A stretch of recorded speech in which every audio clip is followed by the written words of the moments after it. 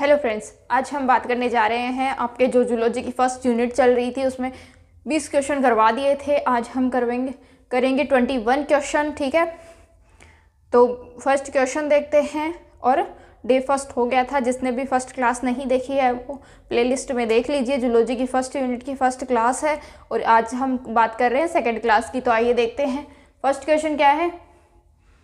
The general formula of carbohydrate, carbohydrate का formula है वो अपन ने बता दिया था, पहले भी बताया था। और जो बीएससी का सेकेंड सेमेस्टर है उसमें कार्बोहाइड्रेट की जो यूनिट है वो केमिस्ट्री में भी है। तो आप सभी को पता होगा कार्बोहाइड्रेट का जो जनरल फॉर्मूला होता है वो कौन सा होता है, CnH2ON होल की N। अब इसे सॉल्व करेंगे, कुछ बच्चों को नहीं पता सॉल्व कैसे करेंगे। तो अपन इसकी फर्स्ट यूनिट, जैसे ग्लूकोज होता है, ग्लूकोज का क्या होता है C6, तो कार्बन की जो संख्या है वो कितनी होती है 6 होती है। तो उसके तौर पर अपन सॉल्व कर लेते हैं। देखो क्या बनेगा, C6H2O6 सॉल्व करो, 6H2 12 और O6, ये क्या हो गया इसका फॉर्मूला। किसका फॉर्मूला हो गया, ग्लूकोज का formula.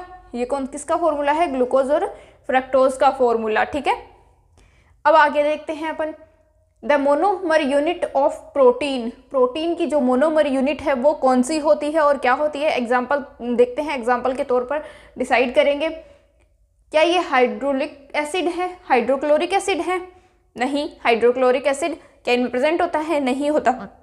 Next nucleic acid protein में प्रेजेंट होता है, न्यूक्लिक एसिड कहाँ प्रेजेंट हो गया, कहाँ होगा, डीएनए में। ठीक है, थर्ड है अमीनो एसिड। अमीनो एसिड जो प्रोटीन्स है वो कौन मिलकर बनाते हैं, अमीनो एसिड्स मिलकर क्या बनाते हैं, एक प्रोटीन का फॉर्मेशन करते हैं। ठीक है, तो इसका जो राइट आंसर है वो क्या हो जाएगा, एमिनो एसिड। आपका राइट आंसर क्या होगा, amino acid.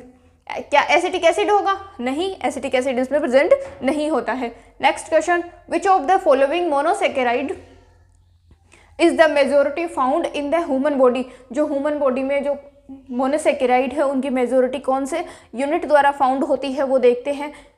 D type, L type, L D type और नन ऑफ दीज, ये आपके ऑप्शन दिए हैं। तो अपन इससे पहले बात करने से पहले एक देखेंगे कि कौन कौन से टाइप किस किस में फाउंड होते हैं। तो अपन ने नोट में लिखा है प्रोटीन एंड एमिनो एसिड किसका फाउंड करते हैं, एल का फाउंड करते हैं। या तो एल फाउंड आ जाएगा या एल टाइप आ जाएगा। तो आप क्या करोगे, एल करोगे। एमिनो एसिड और प्रोटीन किसका फाउंड करेंगे, L found. Di and poly carbohydrate, जो कार्बोहाइड्रेट होते हैं, कोई भी यूनिट हो, मोनोमर हो, पॉलीसेकेराइड हो, कुछ भी हो, तो वो क्या करेंगे, किसका फाउंड करेंगे, डी का फाउंड करेंगे। तो आपके अब क्वेश्चन देखते हैं, किस monosaccharide is the found majority human found in the human body. तो किसका फाउंड करेंगे, अभी बताया है जो कार्बोहाइड्रेट वो किसका करेंगे, डी टाइप का। तो इसमें क्या हो जाएगा, डी टाइप। मोनोसेकेराइड्स क्या है, कार्बोहाइड्रेट ही है, तो क्या हो जाएगा इसमें, डी टाइप हो जाएगा। आपका ऑप्शन होगा डी। Question number 24। तो क्वेश्चन नंबर 24 है, which molecule is the distributed more widely in a cell. Hindi में भी लिखा हुआ है, कौन सा जैव अणु कोशिका में व्यापक रूप से वितरित होता है। तो आपको बताना है कि ऐसा कौन सा जैव अणु है जो आपकी पूरी सेल में वितरित सेम टाइप से जो है डिस्ट्रीब्यूटेड होता है। तो कौन सा होता है, क्लोरोप्लास्ट, आरएनए, डीएनए और स्पोरोसोम्स। तो कौन सा होता है, देखो किसकी बात की गई है, बायोमोलिक्यूल्स की। तो बायोमोलिक्यूल्स, क्लोरोप्लास्ट तो ये है ही अलग, डीएनए, आरएनए ये आपके जो जेनेटिक्स हैं उनसे रिलेटेड होते हैं। तो क्या हो गया, स्पोरोसोम्स हो जाएगा। इसका आंसर होगा स्पोरोसोम्स होगा। ये क्या पाए जाते हैं, एक जैव अणु में सेम टाइप से डिस्ट्रीब्यूटेड होते हैं।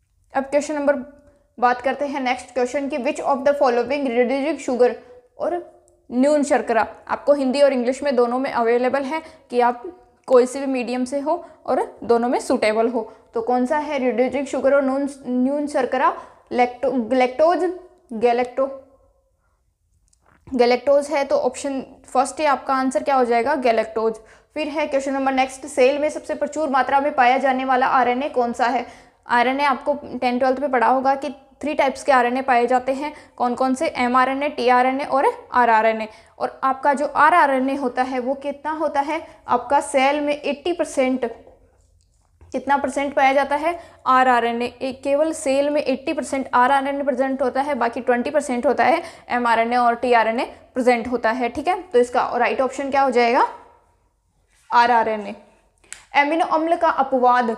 अब देखो एक क्वेश्चन आ सकता है कि एमिनो जो एसिड है उनका अपवाद कौन सा होता है? तो ग्लाइसिन है।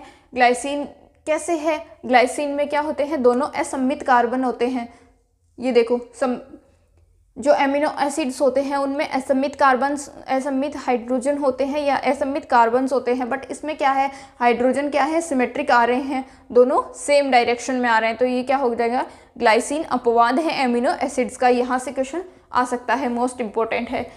नेक्स्ट क्वेश्चन है minerals associated with cytochrome is. तो जो मिनरल्स होते हैं वो साइटोक्रोम में रहते हैं। अब कौन सा है? देखो साइटोक्रोम से संबंधित मिनरल्स या खनिज कौन सा है? ठीक है, यहाँ हिंदी में लिखा हुआ है, आप स्क्रीनशॉट ले सकते हो। ठीक है, ये रहा। फर्स्ट आपका ऑप्शन है मैग्नीशियम, सेकंड ऑप्शन है कॉपर एंड आर्गन, फर्स्ट है सी ऑप्शन है आयरन और फिर से कॉपर। तो क्या हो जाएगा? आपके जो सबसे मोस्ट इंपोर्टेंट साइटोक्रोम में क्या पाया जाता है? आयरन्स प्रेजेंट होते हैं। ठीक है, आयरन प्रेजेंट होगा। Question number 29, the most common secondary structure of the protein. Protein की सबसे सामान्य द्वितीयक संरचना कौन सी है? प्रोटीन की अपन ने टाइप्स पढ़े हैं। फर्स्ट कौन सा है? प्राइमरी, सेकेंडरी और टर्शरी। तो ठीक है, जब अपन ने सेकेंडरी पढ़ा था, इसमें सेकेंडरी की बात कर रहे हैं तो सेकेंडरी में 2 टाइप्स के होते हैं जो हेलिक्स होते हैं। 2 टाइप्स की संरचनाएं होती है। एक तो क्या होती है? हेलिक्स, अल्फा हेलिक्स होती है, और एक में बीटा से जो सीट्स होती है वो बीटा सेट्स होती है। देखो ये प्रोटीन हो गया, ये तो क्या होते हैं? अल्फा हेलिक्स होते हैं। और ये जो ऐसी स्ट्रक्चर्स होती है ये क्या होती है? बीटा सीट्स होती है, बीटा सीट्स होती है। ठीक है, दोनों की स्ट्रक्चर ऐसी होती है। तो इसमें जो सिंपल, सबसे सिंपल कौन सी है सेकेंडरी में? Alpha helix. तो क्या हो जाएगा? Alpha helix. इसका right option is alpha helix. Oxidation occur is, ऑक्सीकरण क्या है? ठीक है, तो ऑक्सीकरण या फिर किन में प्रेजेंट होता है वो देखते हैं। न्यूक्लियस, साइटोप्लाज्म, माइटोकॉन्ड्रिया और क्लोरोप्लास्ट। तो जो किस में प्रेजेंट होता है आप बता सकते हो? किस में प्रेजेंट होता है? माइटोकॉन्ड्रिया में। ऑक्सीकरण किस में प्रेजेंट होता है? माइटोकॉन्ड्रिया में।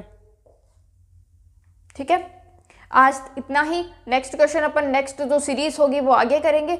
और हमसे जुड़े रहने के लिए चैनल को सब्सक्राइब कर दीजिए और वीडियो को पूरी देखिए और सारे क्वेश्चंस को एनालिसिस कीजिए कि कौन सा क्वेश्चन में क्या है, और यहाँ से कुछ और भी क्वेश्चन बन सकते हैं। नेक्स्ट सीरीज डे 3 होगा, उसका लिंक डिस्क्रिप्शन में है, जाकर देख लीजिए। ठीक है, थैंक यू।